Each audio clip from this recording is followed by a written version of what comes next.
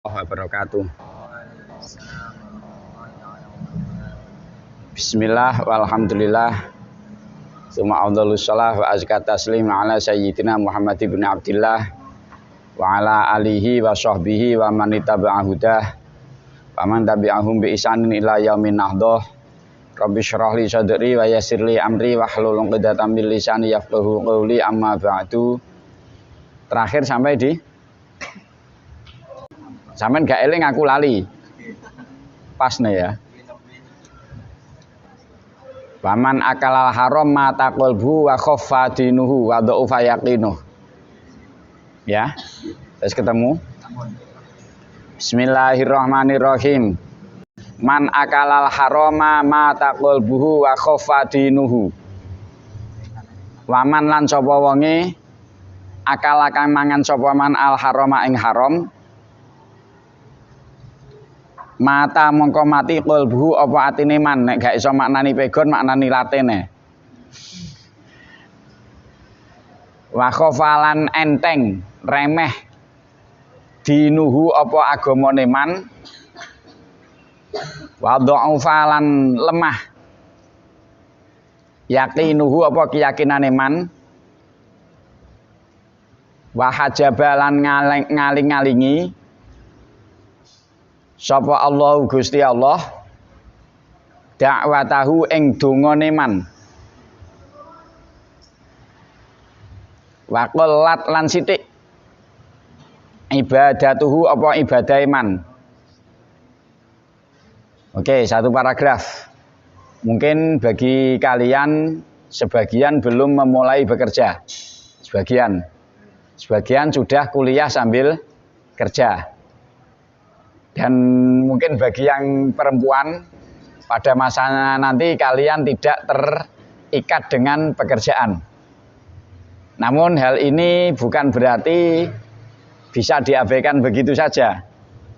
Artinya meskipun kalian nanti tidak terikat pekerjaan atau hari ini belum bekerja, peringatan ini bukan hanya pada pekerja, tapi pada orang yang memakan makanan yang didapat dari haram. Ini yang harus diwaspadai. Sesuatu menjadi haram, ada haram zati, haram secara material, itu haram zati. Ada haram nisbi, haram yang bukan karena zatnya. Jadi haram karena proses cara mendapatkannya, itu juga menyebabkan makanan itu menjadi haram. Kedua, haram karena cara pengolahan yang salah, itu juga menjadi haram.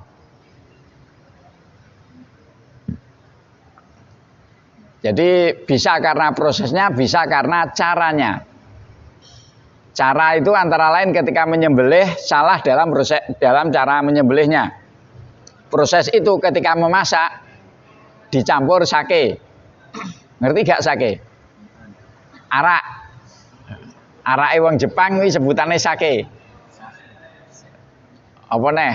Kowe campur sesuatu yang menyebabkan menjadi haram, maka itu makanan menjadi haram. Didih itu haram zati, secara material memang haram. Nah, ketika seseorang memakan makanan haram, di antara efeknya, selain kemarin sudah, di antara efeknya adalah hatinya menjadi mati. Nah, jangan kita berpikir bahwa ketika saya sudah belajar ilmu agama Islam, maka saya pasti baik selamanya. Jangan berpikir seperti itu. Banyak sekali orang yang berlabel ustadz, tapi ternyata menyebabkan santrinya hamil. Divonis hukuman mati misalnya. Sapa wi? Wis gak saya tak sebut jenenge. Dan ini banyak di level pesantren, bukan hanya pesantren-pesantren abal-abal. Pesantren asli hafal Quran tapi karena akhirnya terpleset juga banyak. Saat seperti itu berarti saat itu hatinya sedang mati saat itu. Dan yang harus kalian pahami juga bahwa segala sesuatu dalam kehidupan dunia selama masih di dunia maka masih berproses. Segala sesuatu masih berproses sebelum finish perjalanan hidup manusia, maka belum final prosesnya. Artinya masih sangat mungkin orang yang mati hatinya saat itu karena pengaruh-pengaruh yang lain. Di antaranya ada doa dari orang tua.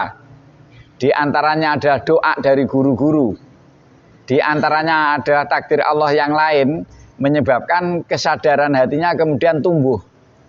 Akhirnya bisa berubah.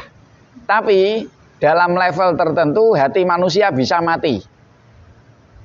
Ketika hati manusia mati, meskipun dia ibadahnya tidak ada pengaruhnya sama sekali dalam hatinya. Termasuk di paketan ini, ketika hatinya mati, wa khofadinuhu, agamanya menjadi ringan. Ada ibadah seberat kapas, ada ibadah senilai emas. Jadi ibadah itu bisa seberat kapas, tapi bisa senilai emas. Ada orang yang ibadahnya banyak, secara lahiriah luar biasa ibadah. Tapi ada orang yang ibadahnya sedikit, tapi nilainya sebanding emas. Kapas 1 kilo, emas 1 gram. Bandingannya sangat tidak ada bandingannya. Akeh gak umum akeh kapas 1 kilo. Kapas 1 kilo kira-kira sepiro bayangno. Tapi dibandingkan dengan emas 1 gram, kapas 1 kilo tidak ada nilainya. Nah, ketika hati mati, orang beribadah sebesar apapun, sebanyak apapun ibadahnya, sangat ringan nilainya di mata Allah. Kenapa? Karena orang yang hatinya mati dalam hal ibadah, rasa hati tidak akan pernah nyambung dengan fisiknya. Ini bukan berarti saya mengatakan hati kalian mati, hati kita mati, belum loh ya. Untuk mencoba kita mengukur. Selama ini coba sekelas kalian yang sudah ngaji sebagian besar. Sudah baca Al-Quran lancar. Bahkan banyak yang sudah fasih. Sekarang coba ketika membaca Al-Quran, pernahkah mempunyai getaran dalam Al-Quran disebutkan idza dzukirallahu wajilat qulubuhum. Ketika disebut kata Allah berdebar hatinya. Seperti debaran-debaran lembut yang indah pada saat dekat dengan orang yang dicintai. Pernahkah kalian seperti itu? Tanda tanya besar. Ketika sholat, pernahkah kita merasakan keindahan orang yang sholat sehingga terasa damai sekali waktu sholat sehingga seakan kita tidak ingin meninggalkan nuansa sholat itu sendiri? Pernah apa belum? Tanda tanya besar untuk kita. Maka khofadinuhu antara lain gambarannya seperti itu. Gambaran orang yang mati meskipun dia haji berkali-kali, tapi tidak ada rasa dalam hatinya. Tidak ada efek dari ibadah pada kesehariannya. Aku dulu saya pernah mempunyai seorang, ya anggap saja teman. Dari ya sering ikut kajian sejenis kalian seperti ini. Kajian dengan saya sejenis kalian ini. Tapi satu ketika dia hamil. Satu ketika dia hamil di luar nikah. Terus curhat ke saya. Saya tanya, sampean waktu ikut kajian-kajian seperti dengan saya itu dulu setiap kali saya sindir, saya sebut tentang perilaku-perilaku yang harus dijaga dalam berpacaran, itu pun tidak dengan pacarnya, dengan siapa wis gak usah ditanyakan. Waktu saya sebut perilaku yang harus dijaga itu sampean apa enggak merasa? Apa enggak terasa sakit?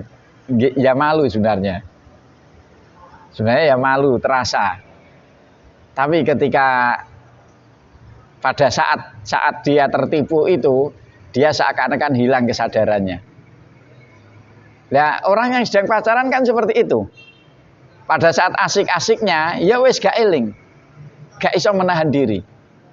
Nah, saat itulah hatinya mati. Saat itu hatinya sedang mati. Jadi tidak ada rasa dalam ketika melakukan kesalahan, tidak ada rasa yang nyaman ketika melakukan peribadahan. Nah, kita sendiri, kalian sendiri bisa mengukur. Kalau kalian sudah merasakan sedikit kedamaian, maka saat itu ibadah kalian sudah mulai ada titik positif menuju arah berat nilainya. Tapi ketika sampai hari ini kalian belum pernah merasakan ibadah yang ada debaran indah dalam hati, maka selama ini ibadah kalian masih seberat kapas. Nah, ini coba diukur. Untuk bisa ke situ bagaimana? Salah satunya adalah melatih hati dikoneksikan dengan Allah ketika kita beribadah. Salah satu caranya itu. Meskipun agak sulit bagi kalian, tapi biasakan menyambungkan Allah dengan ibadah kalian. Oke, cukup ya. Wa dha'ufa yaqinuhu, keyakinannya menjadi lemah. Coba kalian yang sudah dari kecil diajari tentang sifat-sifat Allah, tentang nama-nama Allah, tentang la ilaha illallah. Seandainya nanti pulang dari sini mati, kalian siap nggak? Ayo sopo sing muni aku siap mati sak wayah-wayah, angkat tangan. Alasan yang dikatakan masih belum banyak bekalnya. Alasan yang dikatakan masih terlalu sedikit ibadah saya. Nyatane mulih ya orang ibadah. Iya kan? Padahal kalaupun Allah menghendaki kita pulang mati, cakot cemut mati ya. Tidak mungkin terhenti. Padahal kalau menghendaki Allah memberi kita rezeki banyak, jelalah oleh bojo konglomerat. Tapi kalau takdir memaksa kita mendapat rezeki yang sedikit, bojone sugih kaya apa bangkrut. Itu pasti terjadi. Keyakinan bahwa Allah mengatur hidup kita, Allah mengendalikan kita, Allah mengatur proses yang kita jalani itu sangat penting. Sangat penting ditata. Termasuk satu hal yang pernah saya sampaikan mungkin. Suara saya kalau terdengar seperti ini, terdengar di belakang, alhamdulillah. Kalau tidak terdengar, maju saja. Satu hal yang sering saya jadikan persiapan menjalani setiap yang akan saya hadapi, saya selalu memperhitungkan resiko terburuk. Bagi yang agak lama ikut kajian sudah sering saya dengar ini. Tapi bagi yang baru, coba kalian latih mempersiapkan kemungkinan resiko terburuk dari apa yang kalian akan hadapi atau kalian sedang menghadapi. Resiko terburuk persiapkan dari awal. Kalau pacaran misalnya, suatu saat pasti putus. Resiko terburuk kemungkinan jadi kecil. Kalau kalian mempersiapkan itu, kalian juga bisa antisipasi untuk tidak melakukan hal-hal yang merusak perjalanan. Pertama. Kedua, kalau siap dengan risiko terburuk, maka manakala yang kita dapatkan tidak sesuai dengan harapan, maka hati kita sudah siap. Loro ra nemen-nemen. Ini coba kalian latih. Di setiap hal yang baru yang akan kalian hadapi, siapkan dan pikirkan kemungkinan terburuk itu apa nanti. Kerja bangkrut, kemungkinan terburuk menikah cerai, kemungkinan terburuk orang tua mati, itu disiapkan. Maaf, ini bukan berarti mendoakan orang tua loh. Saya dulu di pondok sudah punya kebiasaan itu sejak dari pondok.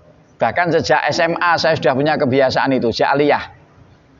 Era mente, betul. Ini memang sudah jadi kebiasaan saya sejak aliyah.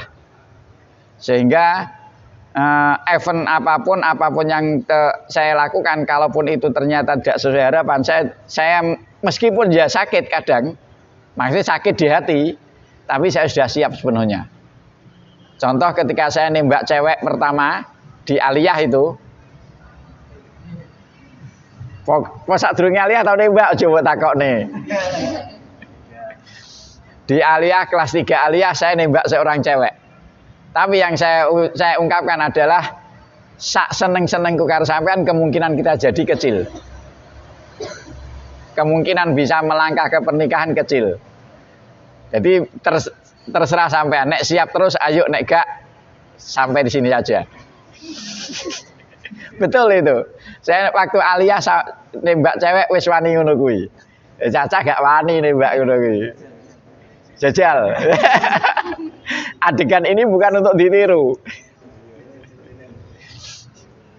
Artinya memang saya terlatih karena kebetulan pergaulan di pondok. Saya lebih banyak bergaul dengan orang-orang yang lebih dewasa, sehingga pengalaman kawan-kawan itu secara tidak sadar tertanam dalam kehidupan saya. Salah satunya mempersiapkan risiko terburuk itu. Dan sampai hari ini alhamdulillah saya belum pernah merasakan susah yang sangat berat, belum pernah. Sampai hari ini saya belum pernah merasakan susah yang bagi saya itu sangat berat. Yang paling berat bagi saya adalah menghilangkan rasa rindu ke seorang cewek itu. Jujur, memang ya. Yang paling berat adalah melepaskan rasa rindu pada masa itu. Tapi selebihnya saya belum pernah merasakan permasalahan yang bagi saya itu sangat berat. Ini memang pernah saya alami. Sampai berbulan-bulan saya harus memaksa hati saya untuk mengendalikan rasa rindu. Itu pernah ada. Sehingga saya berani ngomong bahwa jatuh cinta itu berat. Saya berani mengatakan itu karena saya merasakan itu. Jadi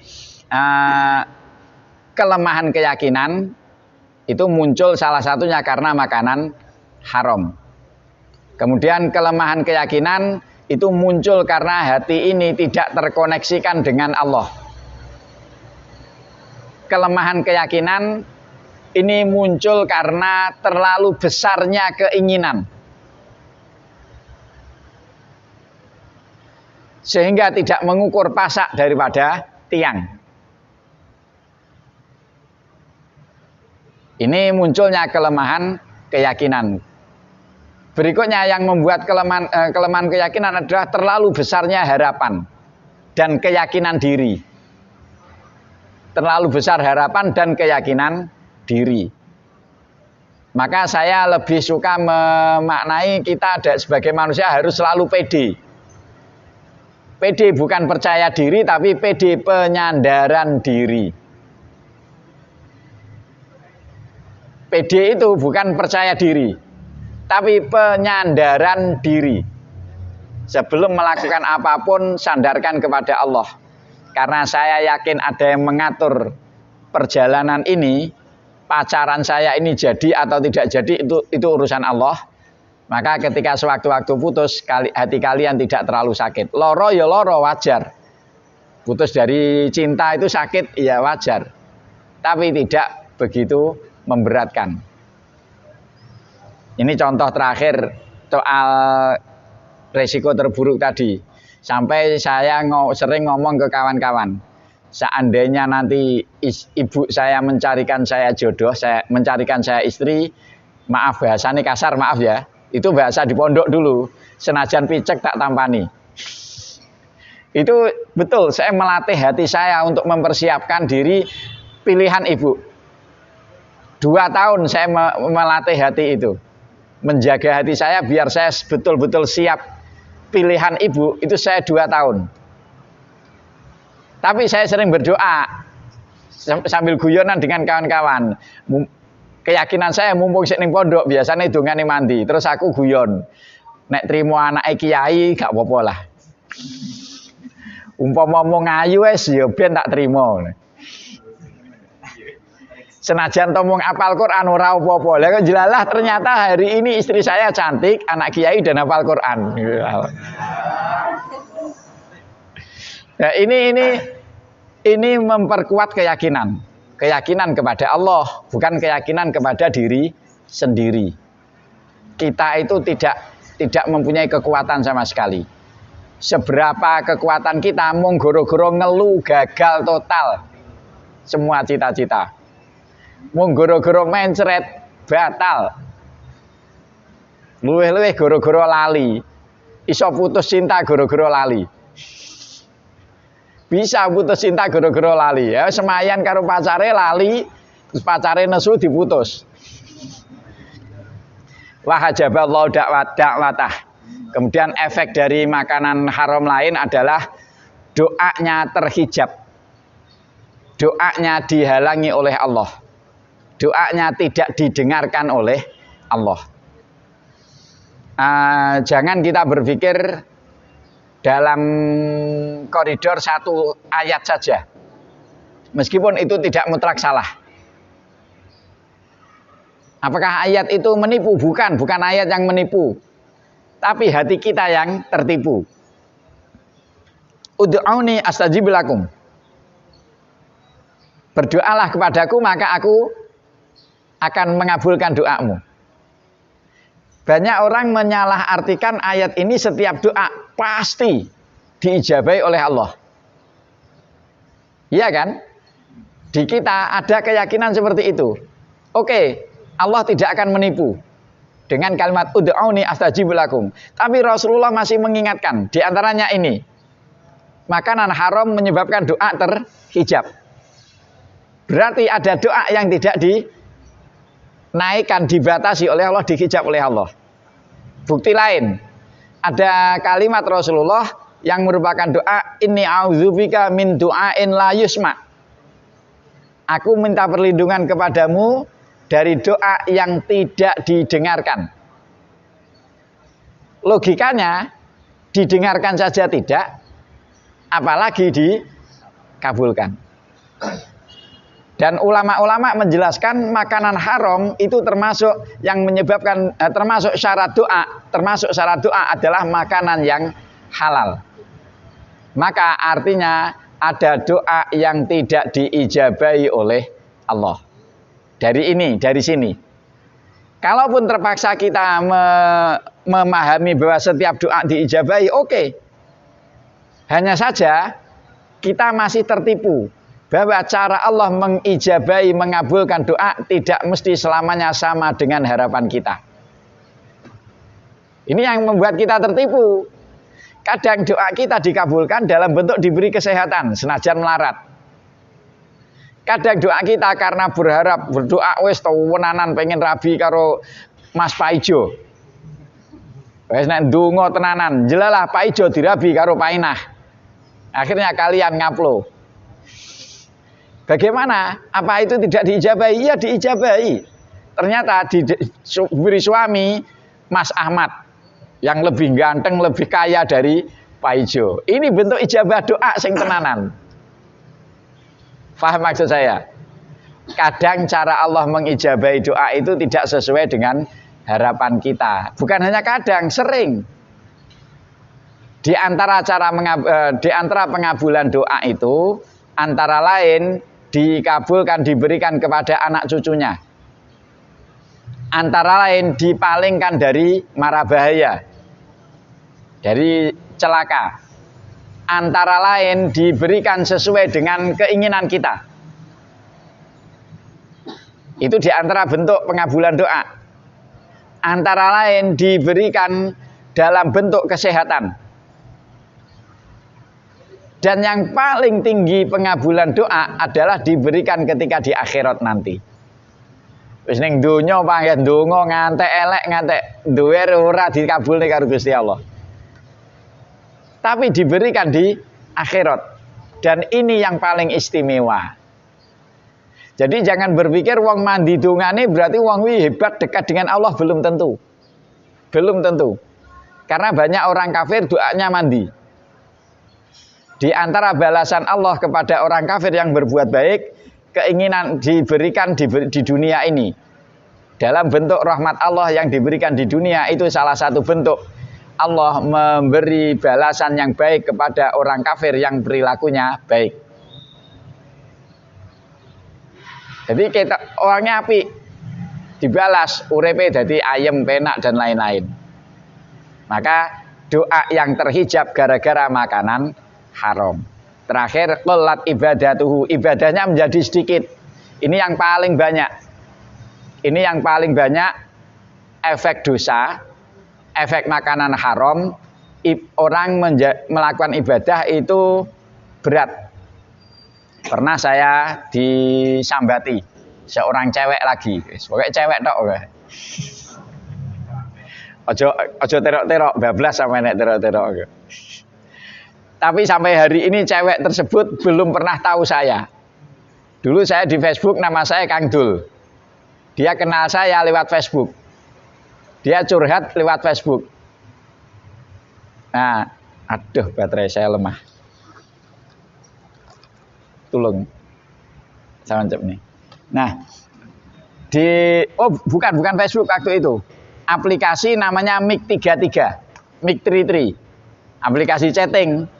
Nama saya Kang Dul. Kemudian saya sering ngisi Ramadan dulu di radio Nida FM. Ini Mbak maju ya Mbak ning ngarepe timbang sampean gak patek krungu suaraku. Agak maju aja gak apa-apa. Nah, yes.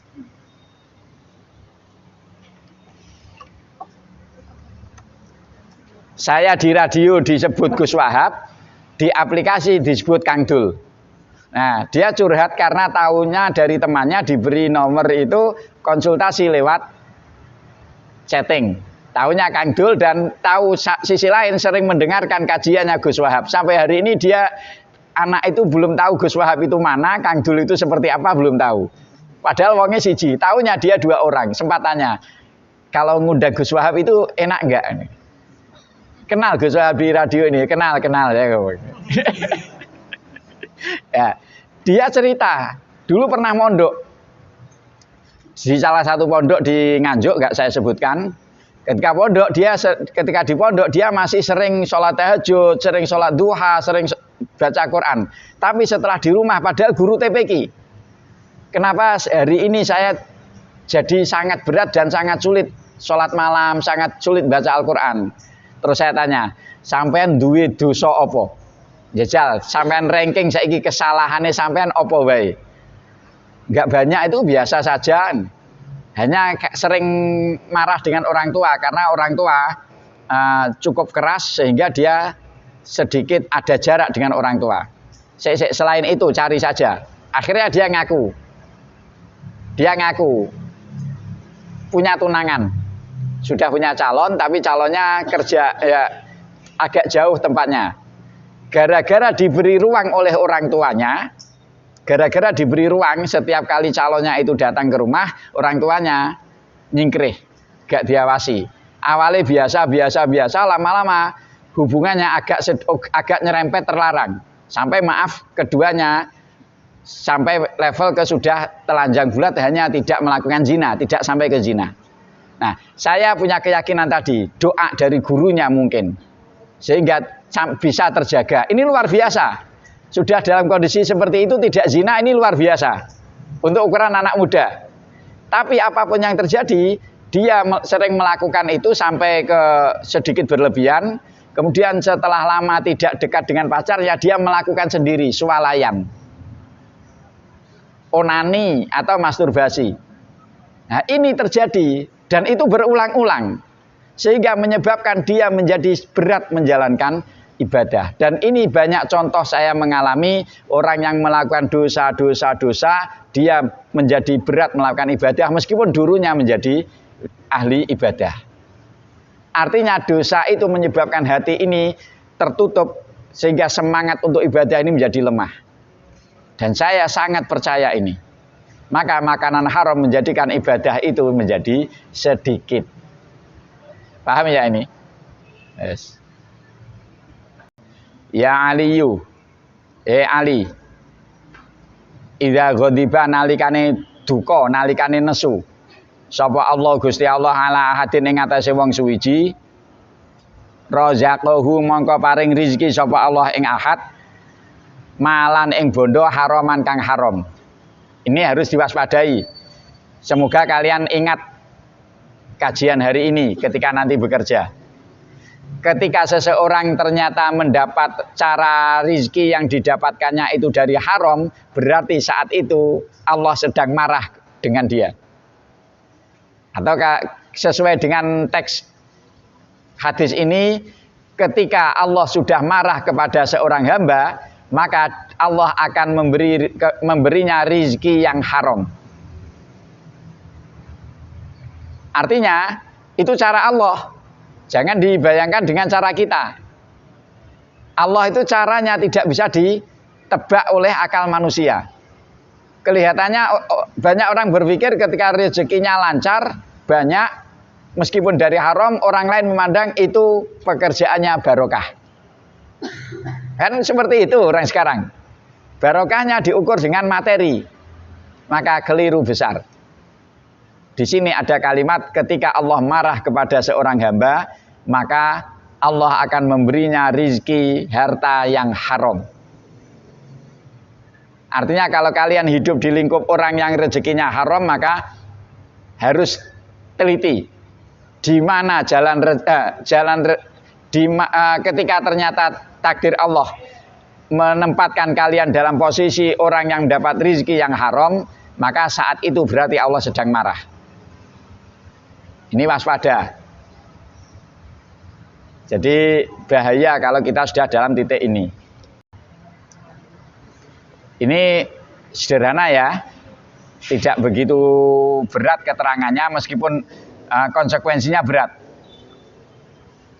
Fa idza stadda ghadabuhu, mongko nalikane wis nemen apa ghadabuhu nesune bendune Gusti Allah alaihi ngatasé ahad, wakala mongko masrahne sapa Allah bihi kelawan ahad, syaitonan ing setan, yubariku kang berkahi sapa setan lahu maring ahad.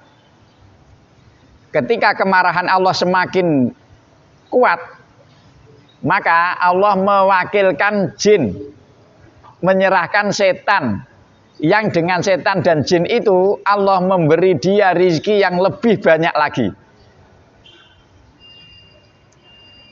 Ini cara Allah.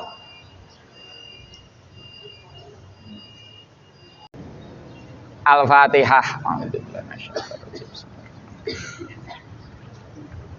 Allahu Akbar.